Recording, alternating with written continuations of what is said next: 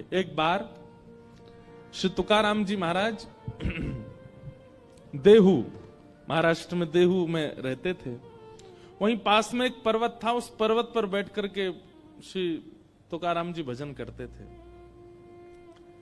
अकाल पड़ा था, तो उस अकाल में इनकी पत्नी और बेटे की मृत्यु हो गई, भोजन नहीं मिलने की वजह से।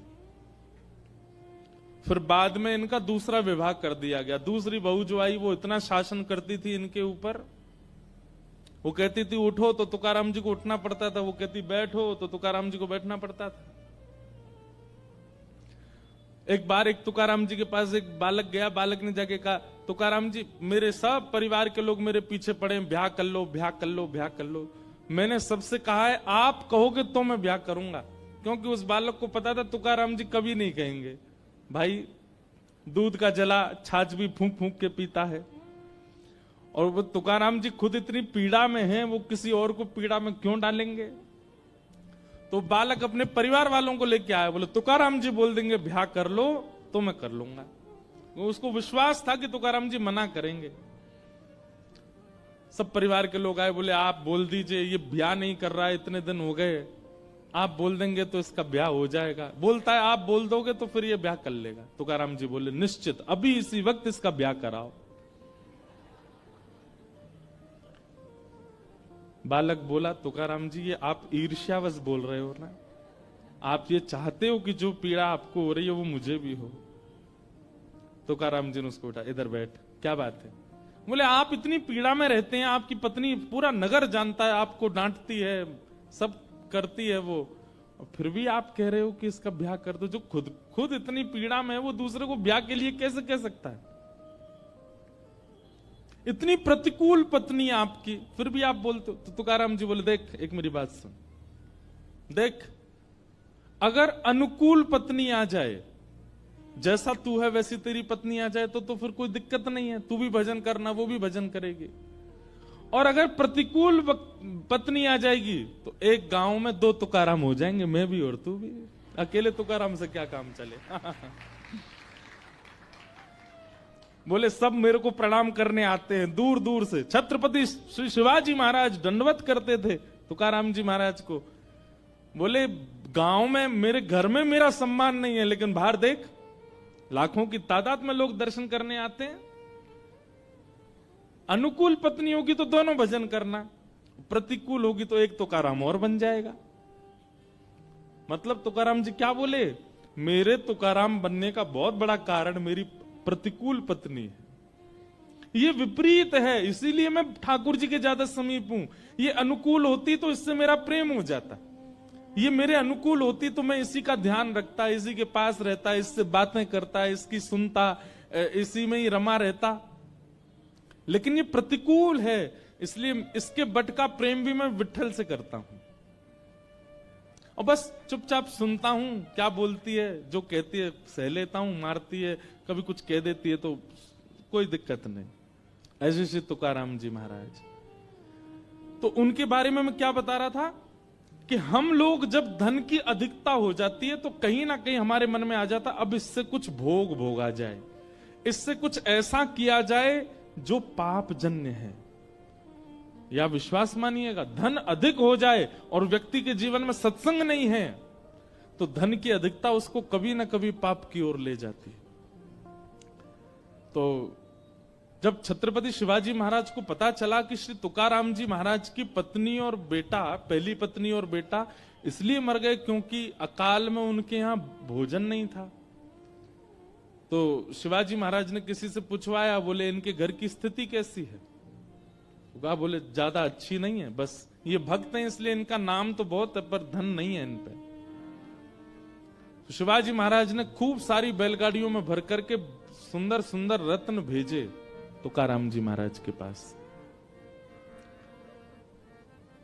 मंत्री आया और मंत्री ने आकर के कहा, बोले महाराज छत्रपति शिवाजी महाराज ने आपके लिए कुछ भेंट भेजी है। भेंट को देख करके उन्होंने तुरंत मना किया, मुझे नहीं चाहिए, इसको ले जाओ। बोले क्यों नहीं चाहिए। तब दो बातें कही तुकाराम जी ने, ध्यान से सुनना। पहली बात कहते हैं जो पाप का मूल है उसको मैं क्यों लूं? मंत्री जी एक बात मुझे बताइए, दुनिया में जितने पापी हैं सबके नाम गिनो। पापियों के नाम याद हो तो पापियों के नाम गिनो। आप भी अगर किसी पापी को जानते हैं, वैसे तो किसी को पापी मानना नहीं, लेकिन फिर भी जो पाप कर्म करता हो, कोल्हापुर में हो या कहीं भी हो, आपकी रिश्तेदारी में हो, मित्रों में हो, जो पाप कर्म करता हो। पाप कर्म किसको कहते हैं? परस्त्री गमन को पाप कर्म कहते हैं। माता पिता की अवहेलना करने वाले को पाप कर्म कहते हैं। अपनों से ही द्वेष रखने वाले को पाप कर्म कहते हैं। मांस मदिरा आदि भक्षण करने वाले को पाप कर्म कहते हैं। अधर्म के मार्ग पर चलने वाले को पाप कर्म कहते हैं। कुदृष्टि रखने वाले को पाप। तो ये सब जिसके अंदर हो, आप खुद विचार कर लो, कहीं ना कहीं उसके पास धन का स्रोत होगा, इसीलिए वो पाप के मार्ग पर है। कहीं ना कहीं धन का स्रोत है। और धन नहीं है, अगर वो धनवान नहीं है तो लोभ ही होगा। ये लोभ और धन यही पाप करवाते हैं। सब लोग इधर देखिए, बहुत ध्यान से सुनिए। तुकाराम जी महाराज पहली बात कहते हैं कि जो पाप का मूल है, जो पाप का बीज है, वो मैं क्यों लूं? इसी से ही पाप कर्म की इच्छा प्रकट होती है, मुझे नहीं चाहिए। लेकिन तुम ज्यादा निवेदन करोगे तो दूसरी बात सुनो, बोले क्या? जिसको विठ्ठल रूपी रत्न मिल गया उसको अब संसारी रत्न की आवश्यकता नहीं है। जिसको साक्षात श्री कृष्ण रूपी रत्न मिल गया,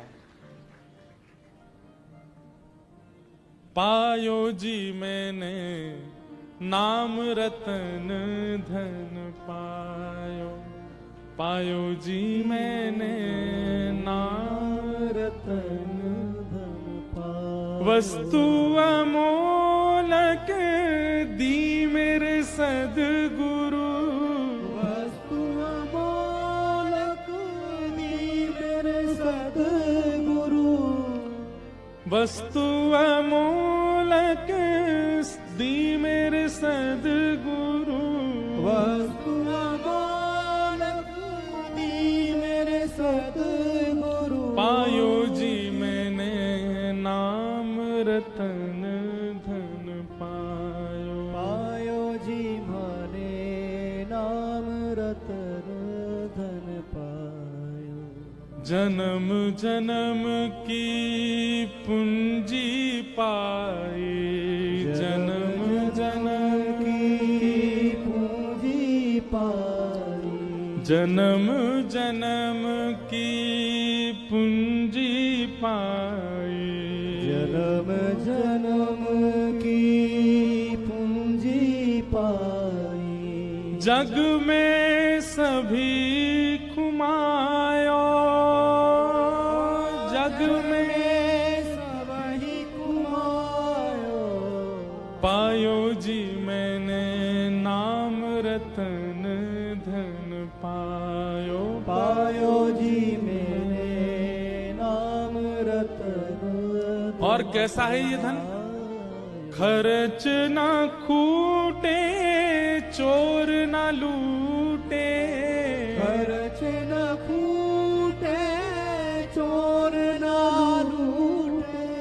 दिन दिन बढ़त सवायो,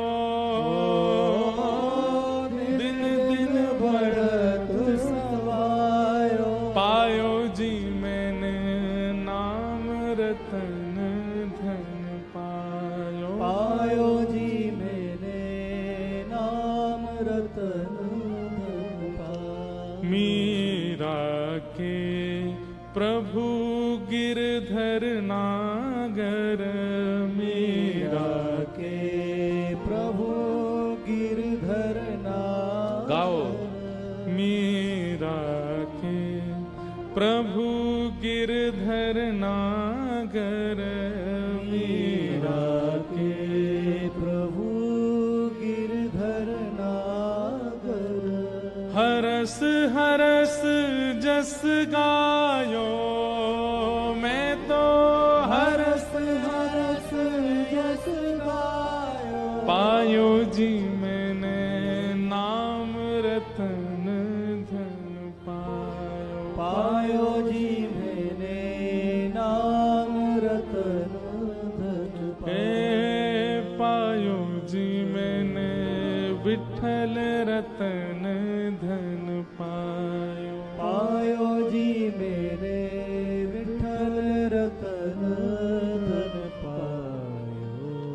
खर्च ना खूटे, खर्च नहीं होता कभी भी। और चोर ना लूटे, चोर दुनिया की सब सामग्री लूट ले जाएगा, पर ठाकुर जी का प्रेम कैसे लूटेगा हमारे हृदय से? पायो जी मैंने नाम। तो श्री तुकाराम जी महाराज सेनापति से बोले कि भैया, पहली बात तो ये पाप का मूल है, इसको मैं रखूंगा, कहीं ना कहीं पाप मुझसे बनेगा। और दूसरी बात, जब विठल रूपी रत्न मिल गया तो फिर ये संसारी रत्न की क्या आवश्यकता है, इसको ले जाओ। और लेकर के सेनापति वापस आए तो छत्रपति शिवाजी महाराज अचंभित हो गए। एक वस्तु नहीं ली उन्होंने। समय निकाल करके शिवाजी महाराज गए तुकाराम जी के पास देहू और जाकर के दंडवत किया। बोले कि आपके इस त्याग को, आपके समर्पण को, आपके इस विरक्ति भाव को मैं दंडवत करता हूं भगवान, मुझे आप शिष्य स्वीकार करो। आप सोचोगे धन नहीं लिया, शिवाजी महाराज को शिष्य तो बना लिया होगा, नहीं, वो भी नहीं किया। तुकाराम जी महाराज बोले, भगवान देखिए, आप पूरे राष्ट्र का गौरव हैं, आपकी वजह से हम संत महापुरुष प्रेम से भजन कर पा रहे हैं शिवाजी महाराज, पर आपका गुरु मैं नहीं हूं। वहां भी त्याग किया। हम आप में से कोई होता तो कोई छोड़ता? बोले अच्छा है। आज के प्रधानमंत्री समझ लो, अगर वो आ जाएं आपके घर तो आप मना करोगे? नहीं। लेकिन तुकाराम जी मना कर रहे हैं। तुकाराम जी कह रहे हैं मैं आपका गुरु नहीं हूं, आप तो वन में जाइए, वन में आपके गुरु आपकी प्रतीक्षा कर रहे हैं, समर्थ गुरु रामदास, वो आपके गुरु, उनके पास जाओ। दीक्षा और गुरु रूप में समर्थ गुरु रामदास को स्वीकार किया छत्रपति शिवाजी महाराज ने, पर वे तुकाराम जी के प्रति भी गुरु भाव रखते थे। इतना बड़ा त्याग। मैं एक बात अपने जीवन में, अपनी कथा में कहा करता हूं कि भैया, ठाकुर जी जीवन में आएंगे ना, एकला चलो रे, अकेले रहने का बहुत मन करने लगेगा। बहुत धन की कामना, बहुत संबंधों की कामना, बहुत नाम यश कीर्ति की कामना आप नहीं करोगे। भले ही अपने आप हो जाए आपकी कीर्ति, वो बात अलग है, पर आप बहुत सब चीजों से बचने का प्रयास करोगे। बहुत ज्यादा एकांत प्रिय लगने लगेगा। रखोगे नहीं, बांटोगे, लुटाओगे।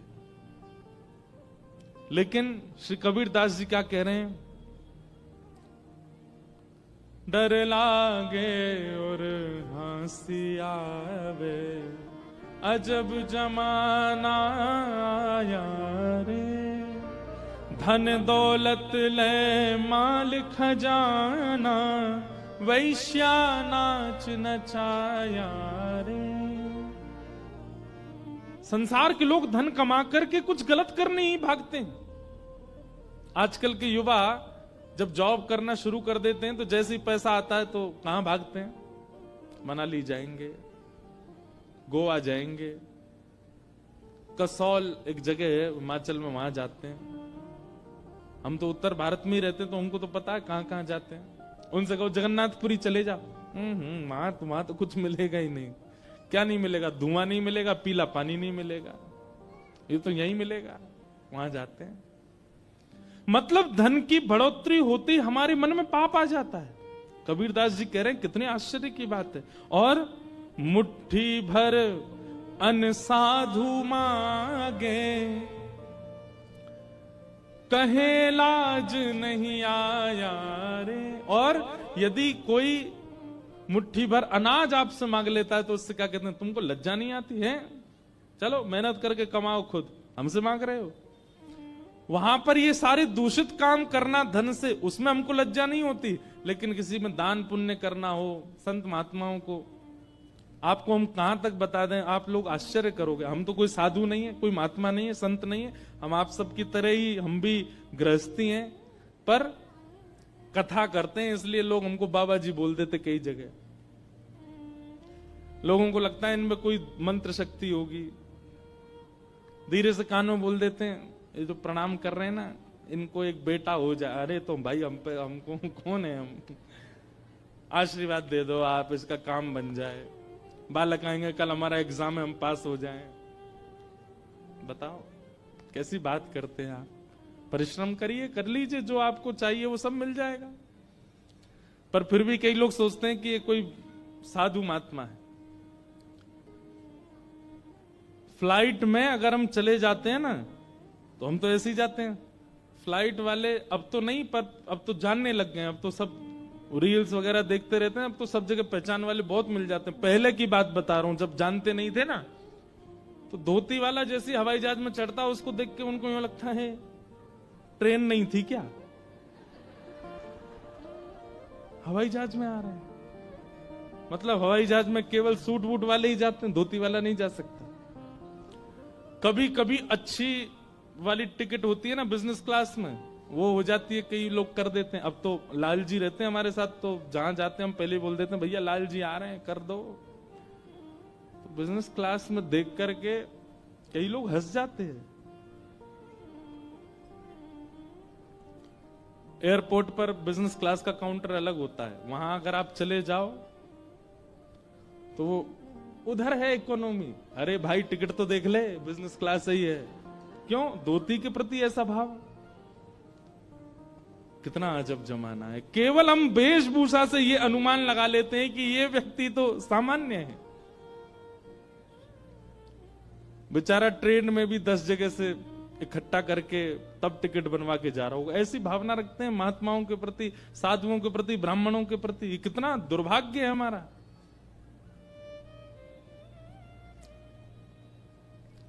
डर लागे, आज से 500 साल पहले कबीरदास जी लिख के चले गए वो बात जो आज घट रही है। डर लागे और हंसी आवे, अजब जमाना यारे। यहां पर फटी जीन्स पहनने वाले को फैशनेबल कहा जाता, धोती पहनने वाले को ओल्ड फैशन कहा जाता है। लेकिन हम तो फिर भी भैया बड़े प्रसन्नता से घूमते हैं। व्यक्ति तैयार क्यों होता है? कि लोग उसको देखें, इसीलिए तैयार होता है। महंगी कपड़े क्यों पहनता है? कि लोग उसको देखें। आप चलो बढ़िया 5-10 हजार के कपड़े पहन के, हम चल रहे हैं 300 रुपया की कुर्ता धोती पहन के। देखते हैं दोनों में से किसको ज्यादा देखते हैं लोग। हमको ही देखेंगे, हम पे ही दृष्टि जाएगी सबकी। भले ही आजकल तो जान पहचान से देखने लग जाएं, लेकिन वैसे भी रूप वेशभूषा से देखने लगेंगे। वो कुछ अलग है, कुछ इनका अद्भुत है। एक बात कह दें हम, 15 अगस्त को स्वतंत्रता दिवस मनाने का अधिकार केवल उसका है जो धोती पहनता है, क्योंकि आज तक उसने अपनी वेशभूषा का त्याग नहीं किया। ये पैंट हमारी वेशभूषा है नहीं, अंग्रेज दे के गए थे हमको। हम पैंट पहन की तिरंगा फहराते हैं। तिरंगा भी कहता होगा कि भाई तुमने जो पोशाक पहनी है, ये पोशाक तो अंग्रेजों की ही है, ये है असली भारतीयों की पोशाक। देखो पीछे जितने भक्तों के आपको स्वरूप दिखेंगे, एक भी पैंट में दिख रहा है आपको? सब धोती में है। और छोड़ो, आज तक पंडरीनाथ भगवान ने पहना, आज भी धोती पहनते, 5000 सालों से विराज रहे हैं। असली स्वतंत्र तो हम और हमारे ठाकुर हैं। असली स्वतंत्र तो हम हैं कि आज तक अपनी वेशभूषा में व्यवस्थित हैं। मुट्ठी भर अन्न साधु मांगे, कहत लाज नहीं आया रे। डर लागे और हंसी आवे, अजब जमाना यारे। कल ये प्रसंग हमको वो पुरंदर दास के प्रसंग में हमको सुनाना था। जब भगवान मांगने के लिए आए उसके यहाँ, तो वो कहने ऐसे चले आए, तन पे नहीं लगता, चल दिए कलकत्ता। तब ये गाना था, पर तब हमने कहा था कि बाद में याद दिलाना। आपने लास्ट में याद दिलाया, आज शुरुआत में ही गा रहे हैं। और क्या कह रहे हैं कबीरदास? कथा होत, सुनिएगा, कथा होत तहां श्रोता सोवे। हमारी कथा में कोई नहीं सोता, ये तो हम पे बड़ी कृपा है। पहले सोते थे, आजकल नहीं सोते हैं। आजकल तो हम इतनी जोर से बोलते हैं और दूसरा नजर घुमाते रहते हैं, तो लोग बाग सो नहीं पाते। फिर भी दुक्का इक्का कोई ऐसा कोने में सो जाता है।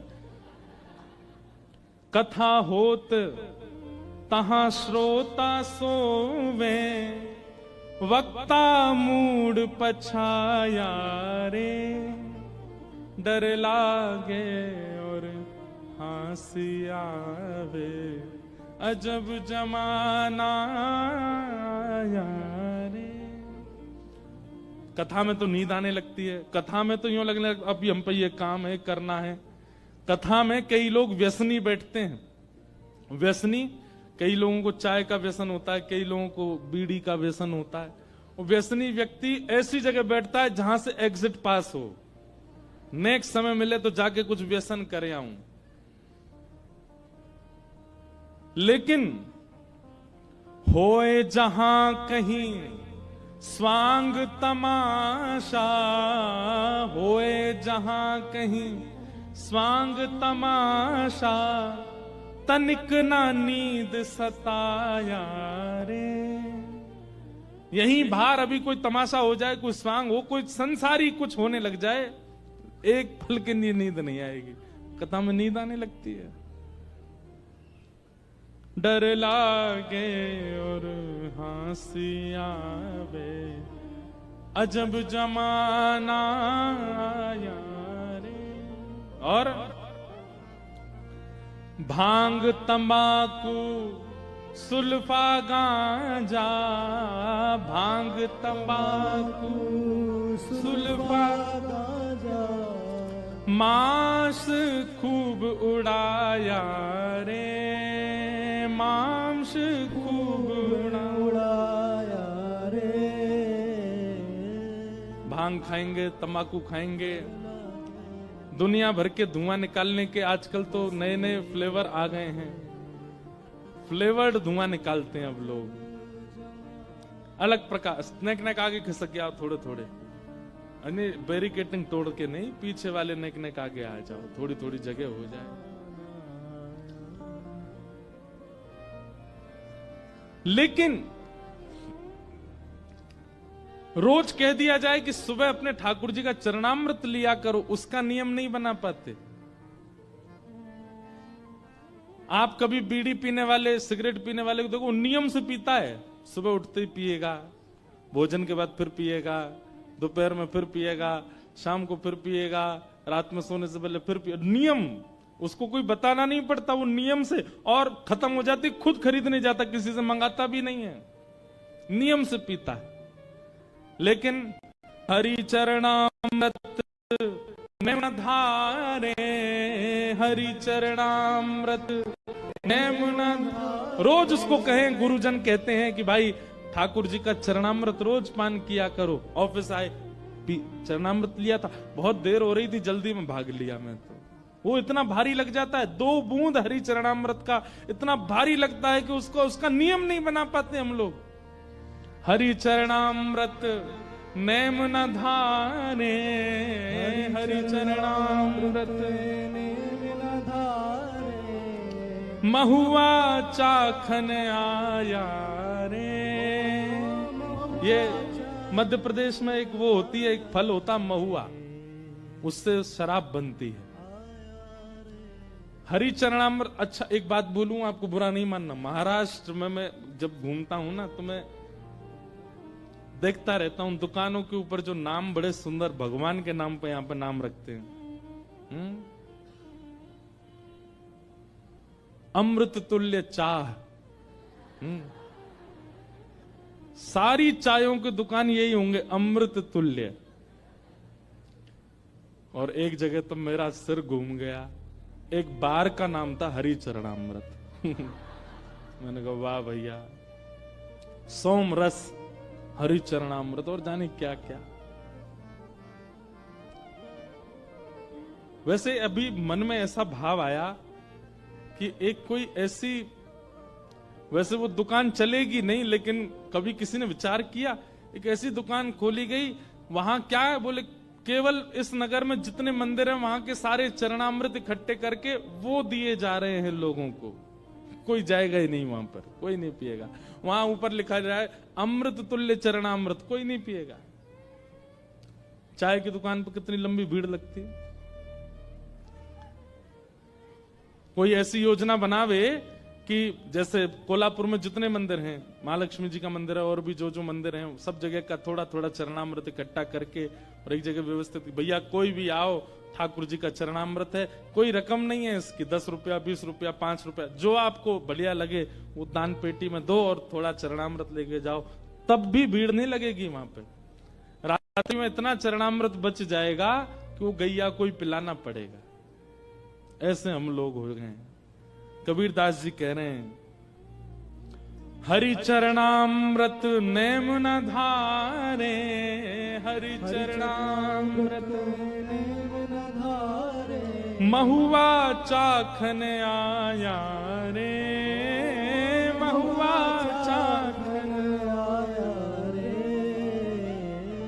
डर लागे और हंसी आवे, अजब जमाना आया रे, डर लागे और हंसी आवे, अजब जमाना।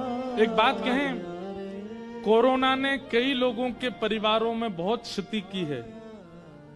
शायद यहां भी कुछ लोग ऐसे बैठे हों जिनके परिवार में क्षति हुई है कोरोना से, लेकिन अगर उस पक्ष को थोड़ा क्षमा प्रार्थी होकर के मैं एक तरफ कर दूं, तो कोरोना ने एक कृपा भी करी कि कथाओं में भीड़ बढ़ गई। कोरोना के बाद तीर्थों में लोग जाने लगे, युवाओं के चित्त में ठाकुर जी के प्रति प्रेम बढ़ने लगा। क्यों? कोरोना ने ये बता दिया कि भाई चाहे तुम कितने धनवान हो, चाहे जितने बलवान हो, चाहे तुम्हारे जितने संपर्क हो, अंतिम समय में तो हरि नाम ही काम आएगा, कोई काम नहीं आएगा। महाराज फोन कराए डॉक्टर को, बोले तुम जितने कहो उतने रुपए तुमको देंगे। दूसरे कमरे में पीड़ित मेरी बेटी और मेरा बेटा, कोरोना से बचा लो उनको। डॉक्टर कह रहा है तुम पूरी संपत्ति दे दो तो भी मैं तो बस प्रयास कर सकता हूं देखने में। उस समय हरि याद आए सबको, उस समय ठाकुर जी याद आए और उसी समय की कृपा, आपको पता नहीं अनुभव हुआ, हमें तो अनुभव हुआ। कोरोना के बाद लोगों में श्रद्धा उमड़ने लगी, विश्वास जग गया ठाकुर जी के लिए, प्रेम हो गया। क्यों? क्योंकि ये स्पष्ट हो गया कि भाई ठाकुर जी की कृपा से ऊपर कुछ नहीं है। तो डर लागे और हंसी आवे, अजब जमाना